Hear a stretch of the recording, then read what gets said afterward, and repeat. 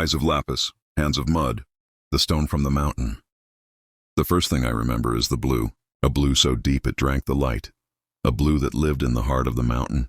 My father's hands, calloused and cracked from the quarry, would open at the end of the day to show me the dust that clung to his skin, a fine, celestial powder that made his fingerprints look like maps of a distant sacred world.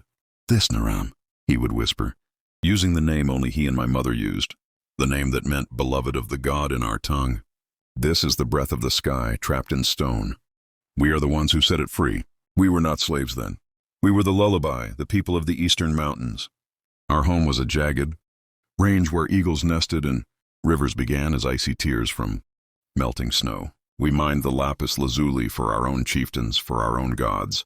The stone was sacred to Inanna, our goddess of love and war, and we believed the veins running through the dark rock were her very veins, her lifeblood offered to the earth. I was 16 the summer the world ended. The dust cloud appeared at dawn, a brown smear on the horizon of the plain below. My father saw it first from the high quarry ridge. He went very still, the mallet dangling from his hand. Then he threw back his head and let out a cry that was not a word, but a sound of pure knowing. It was a sound I hear still in my dreams. "To the cliffs," he roared. "The city of the plain comes." Men dropped their tools. Women grabbed children and grain sacks. We were mountain people. Our defense was height and hidden caves. But we were too slow. The army of Uruk moved like a single terrible organism. They did not climb the paths. They swarmed them. Their soldiers wore leather helmets and carried rectangular shields of hide stretched over wood. Their copper spear tips flashed in the sun, a metal we knew only as ornament. They used it for killing. The battle was not a battle. It was a harvest. They reaped us. I fought beside my father with a quarry pick. I saw a Uruk soldier's spear take him in the side. Saw the surprise on his face, as if he'd been betrayed by the very stone he revered. He fell into the dust of the Lapis quarry, his blood a shocking red against the pale rubble. I was clubbed from behind. The world did not go black, but blue, the deep swimming blue of the sky, which then shattered into 1,000 points of pain. When I woke, I was in a line of survivors, our ankles linked by a rough hemp rope. My head throbbed.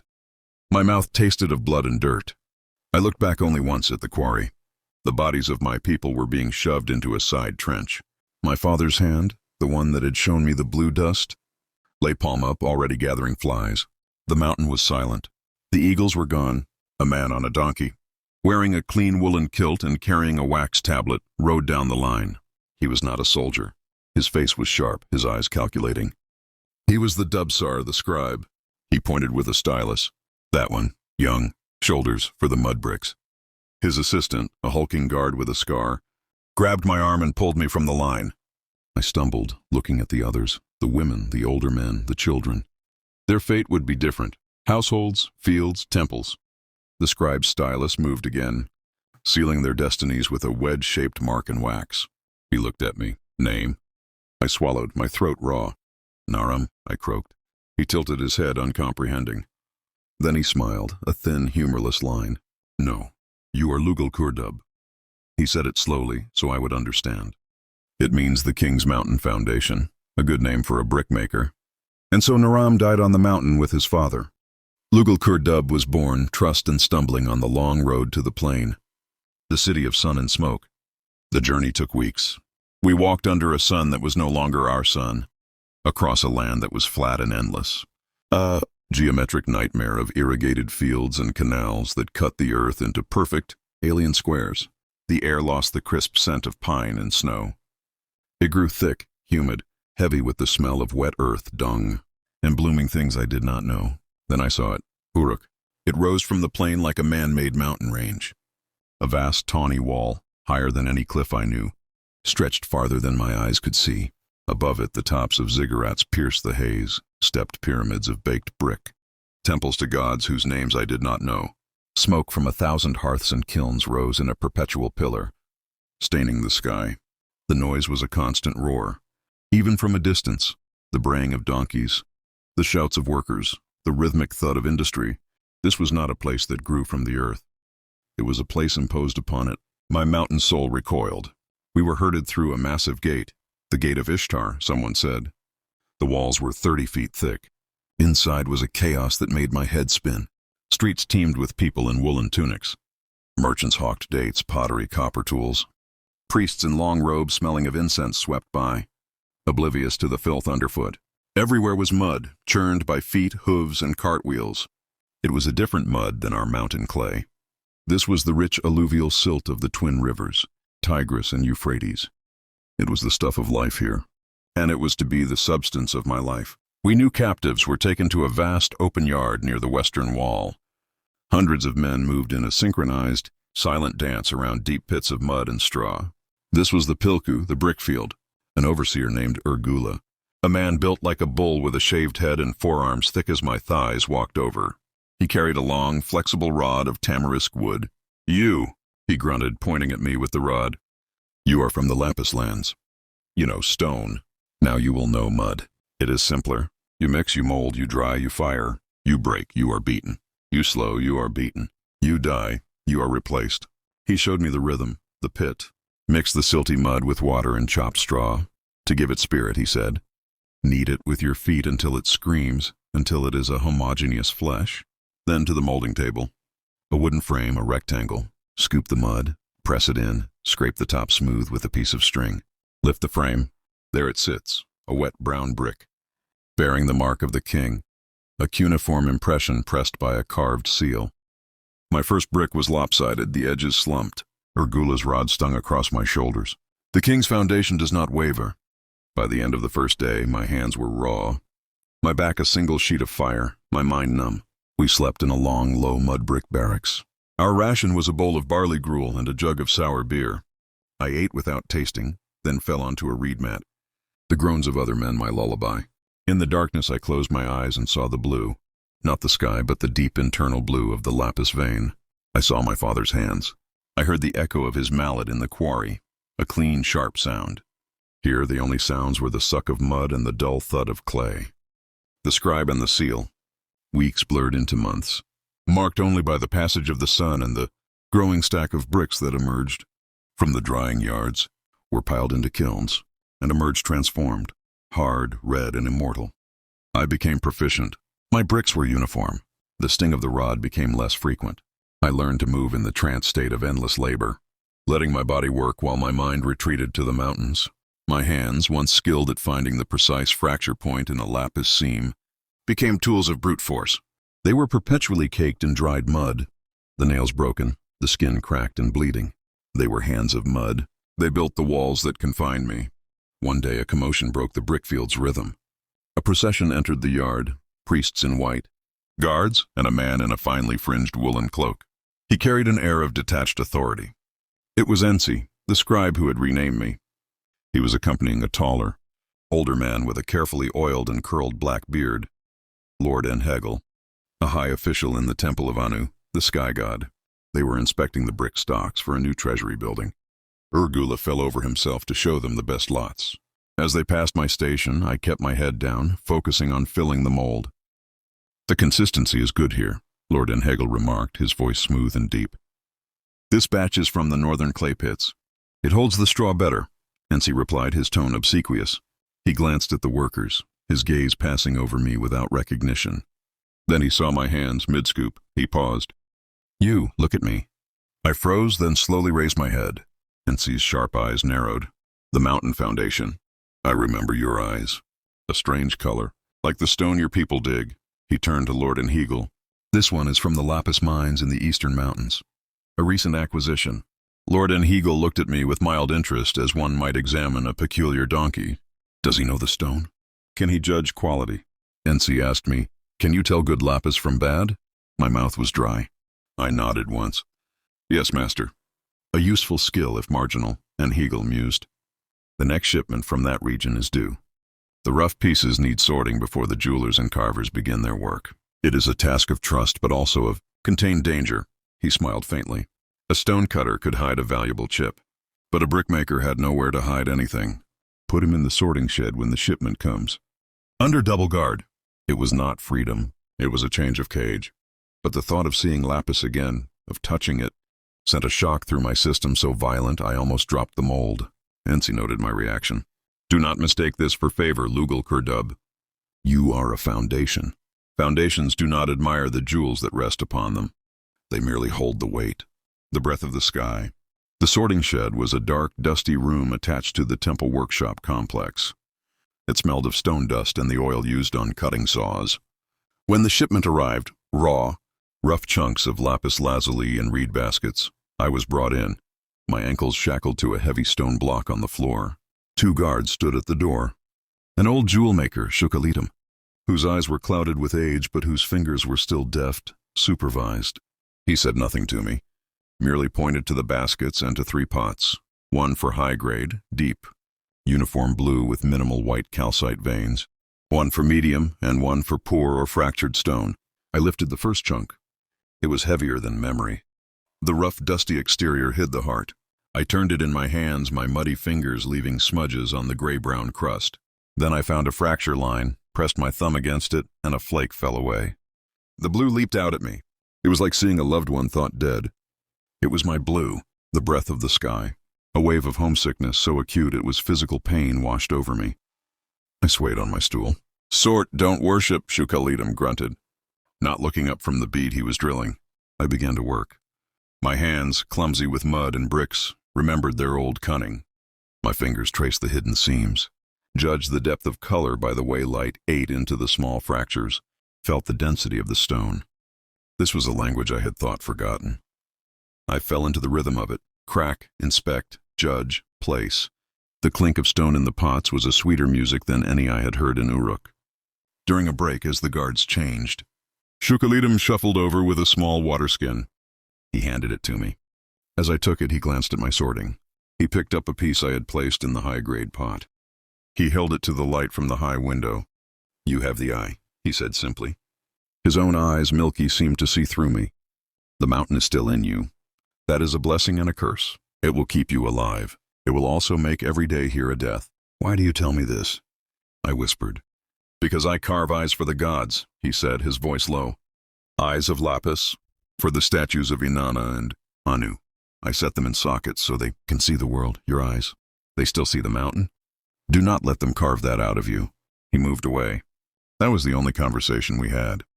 But it was a lifeline. Someone had seen me. Not Lugal Kurdub, but Naram, the boy with the stone seer's eyes. The days in the sorting shed became my sanctuary. My body was in Uruk, shackled to a block, but my spirit was in the high, cold air with my father, freeing the sky from the rock. I started to notice things. The jewelers and carvers who came to collect the sorted stone were artists, but they were also city men.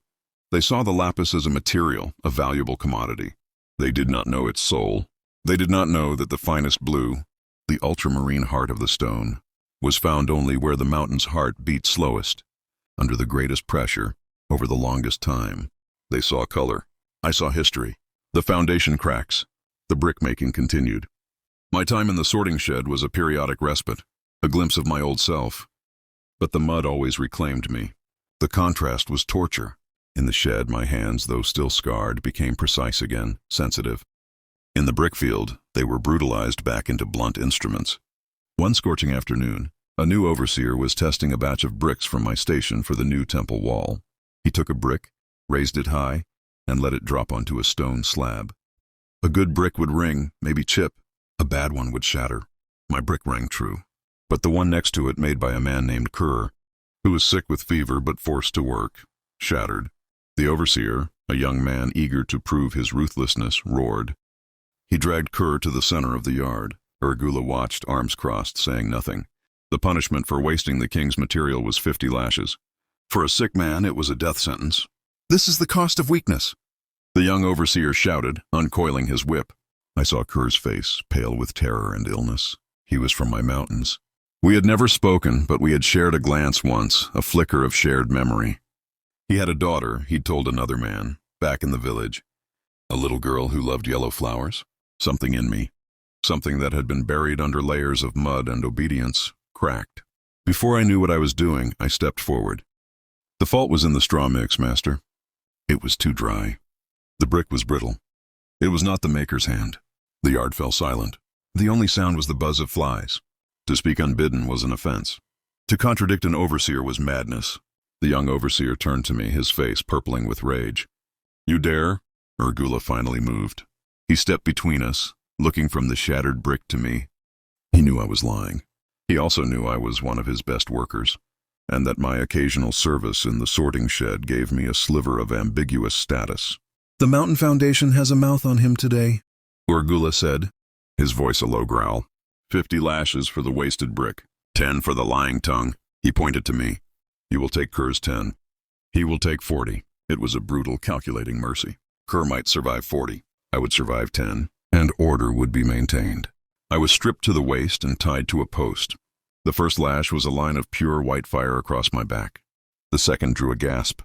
By the fifth, I was biting my lip bloody to stay silent. I did not cry out. I thought of the blue stone. I thought of my father's hand. I thought of the mountain wind. After they cut me down, I collapsed into the mud. Kerr was helped away, weeping, to the infirmary. He would live. As I lay there, the mud cool against my burning back, Ensi the scribe appeared at the edge of the yard. He had seen it all. He walked over and looked down at me, his expression unreadable. "A curious calculus foundation," he said softly.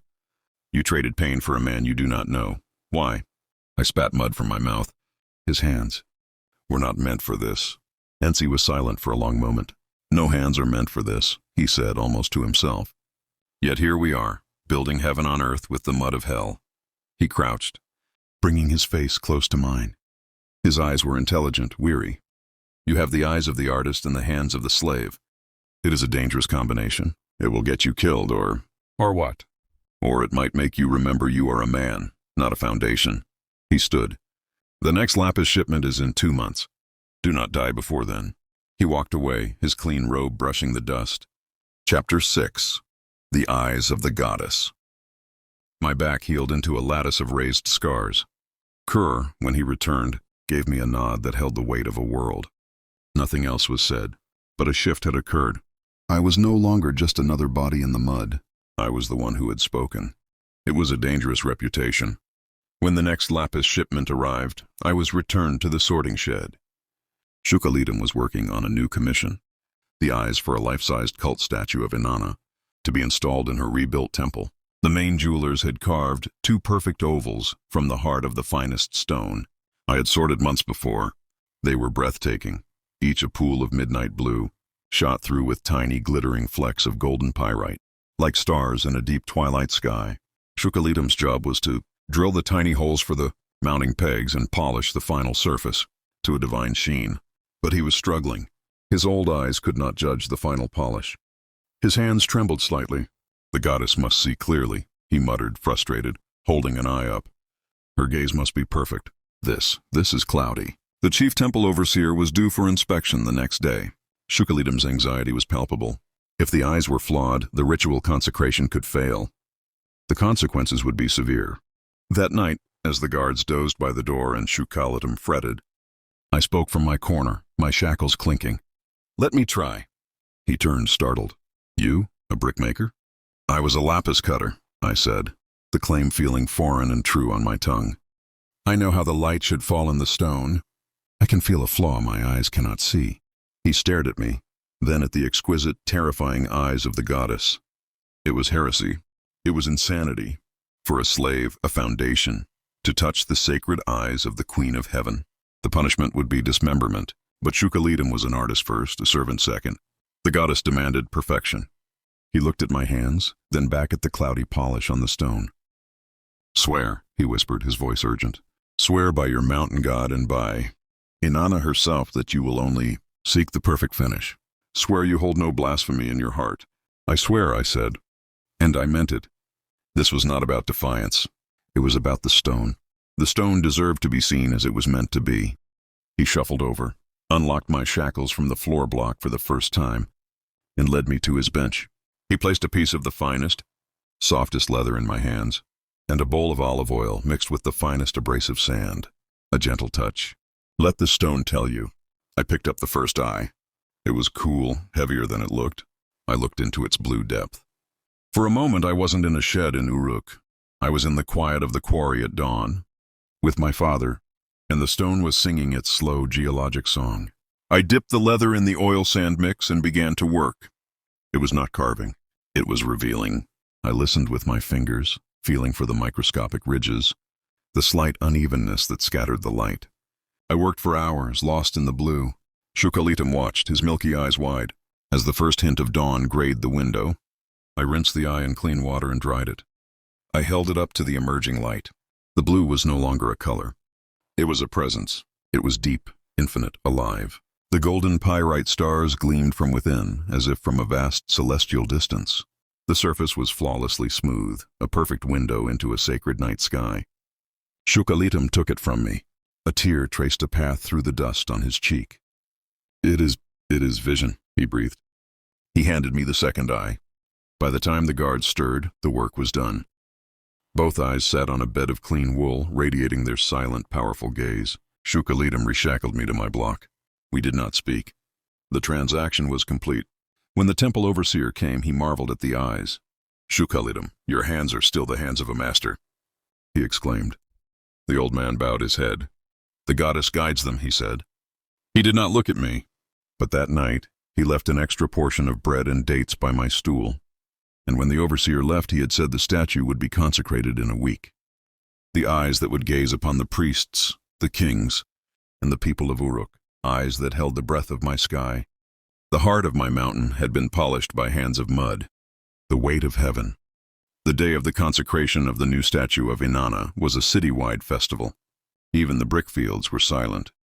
We were all herded into a vast courtyard within the temple precinct to witness, from a distance, the ceremony. The air thrummed with incense, drum beats, and the chanting of hundreds of priests.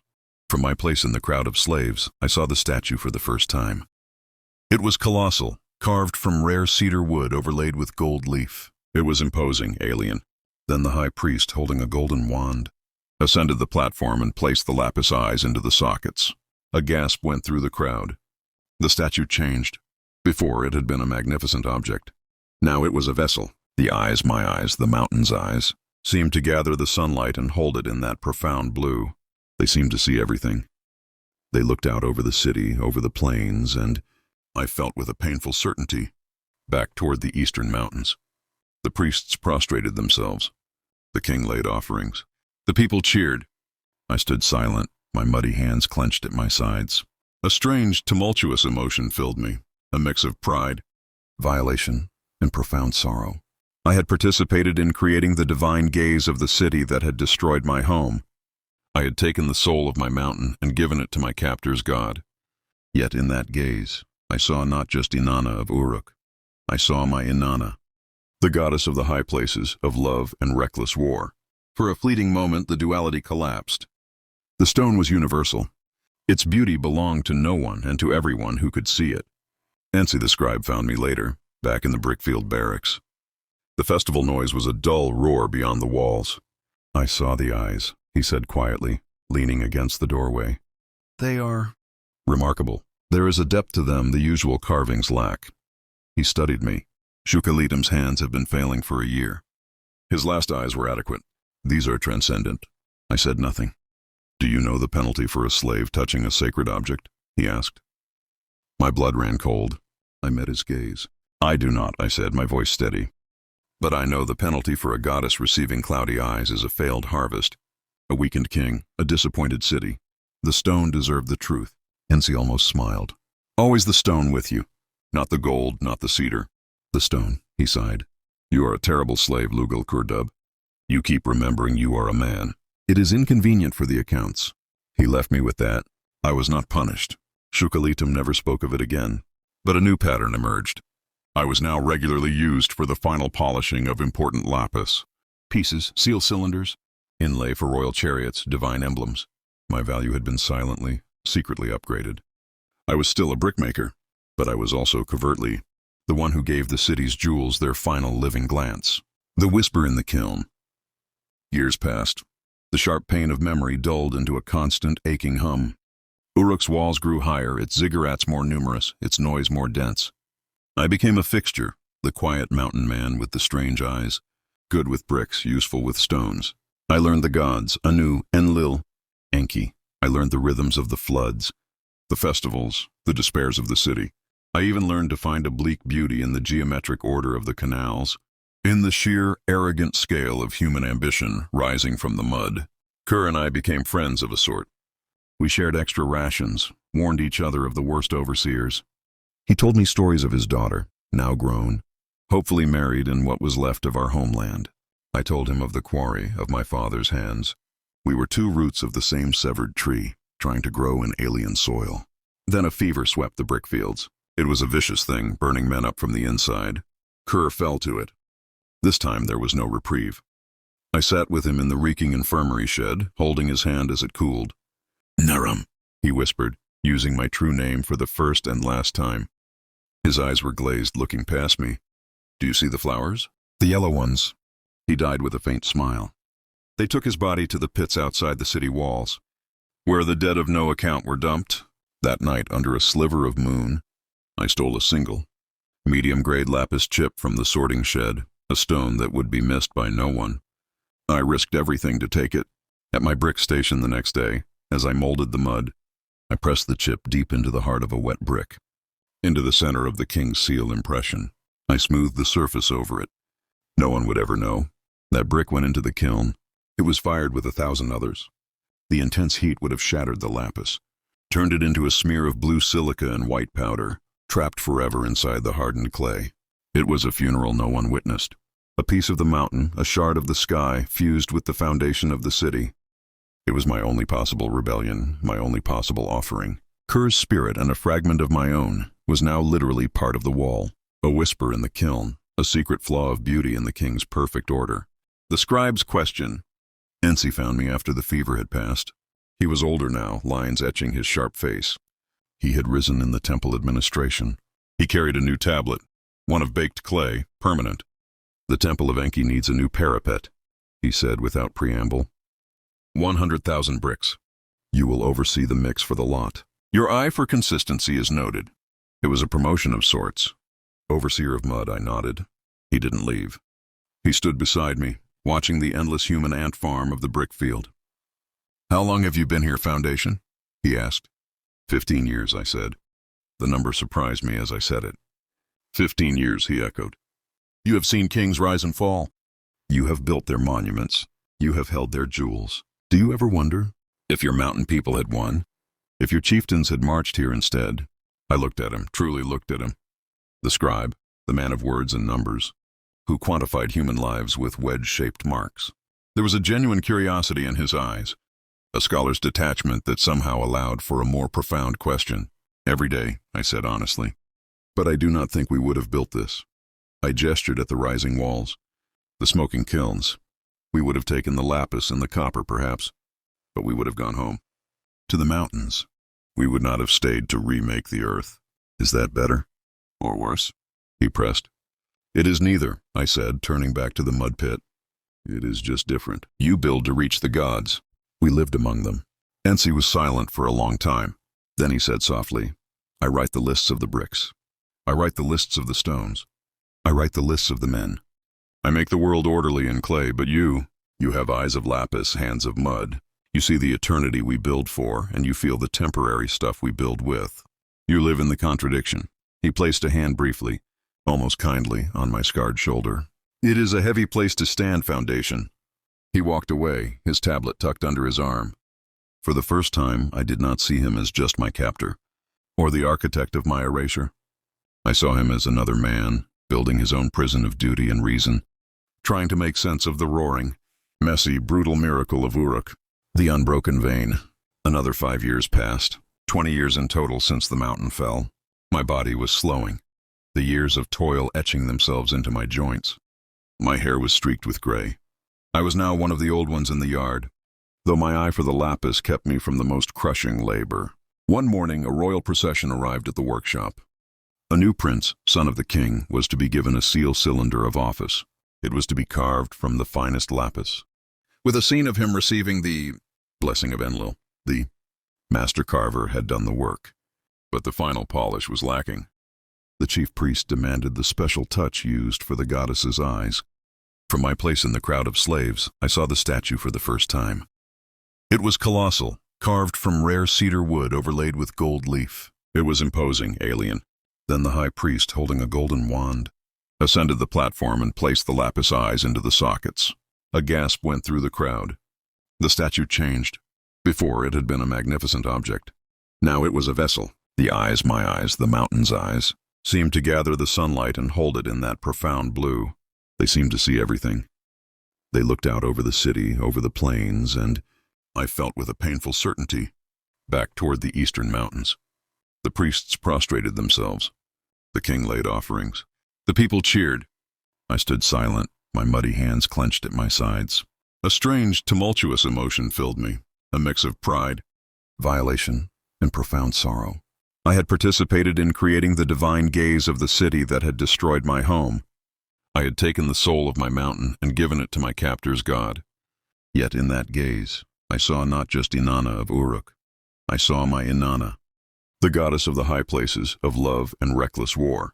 For a fleeting moment, the duality collapsed. The stone was universal.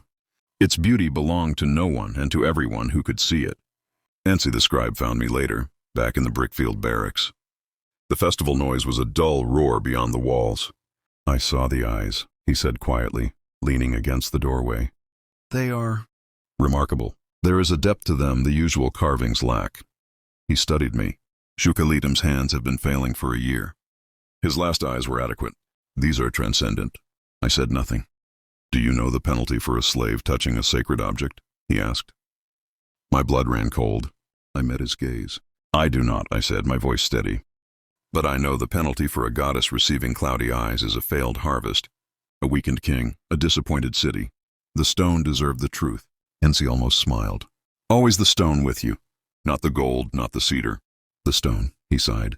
You are a terrible slave, Lugal Kurdub. You keep remembering you are a man. It is inconvenient for the accounts. He left me with that.